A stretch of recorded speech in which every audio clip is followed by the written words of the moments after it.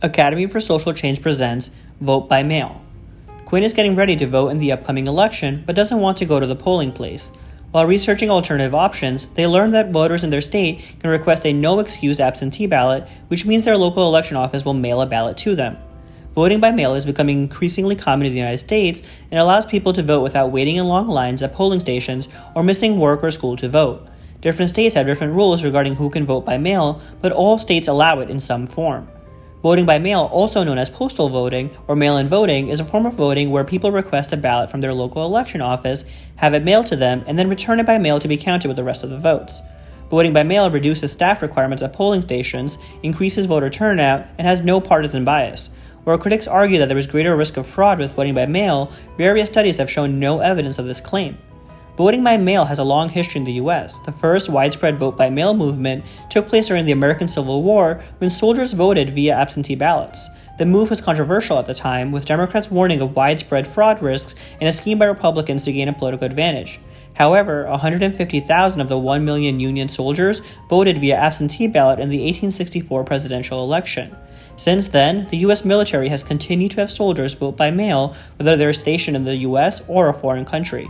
In the 1944 presidential election amid World War II, the military cast 3.2 million votes through absentee ballots.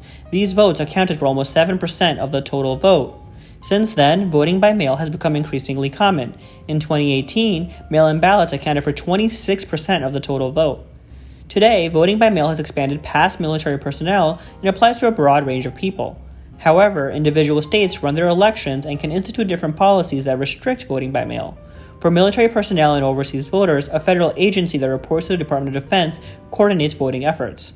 As of 2020, Washington, Utah, Oregon, Hawaii, and Colorado have almost universal vote-by-mail elections.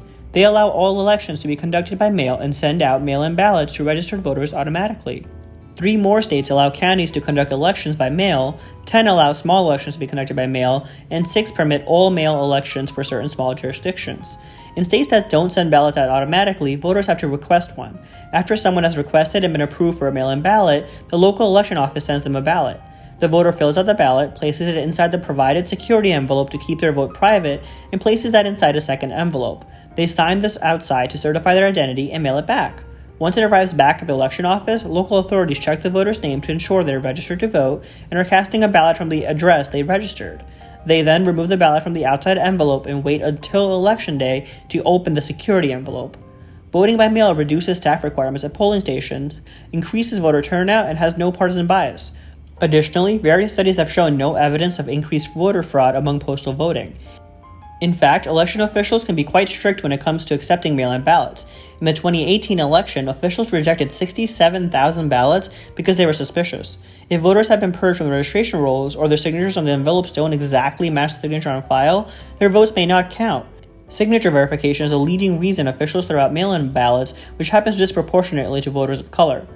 Mail-in ballots missing the deadline is the second most common reason ballots are thrown out. Another issue is ballots not arriving at a voter's residence in time for them to vote, which is a process that relies on the United States Postal Service or the USPS. Even if you can't vote yet, you can help ensure that those eligible can vote. Each state has a different process for requesting a mail-in ballot and various rules and regulations to follow, which can seem confusing and complicated. Take the time to learn the process and help others learn it too. You can also call your representatives and tell them to support measures that increase access to mail-in ballots. You can volunteer in your community to help people register to vote. You can protest against discriminatory voting regulations like purges of the voter registration rolls and unnecessary restrictions to voting by mail. Now it's your time to think further. What are some measures that can be taken to avoid unfairly throwing out mail-in votes?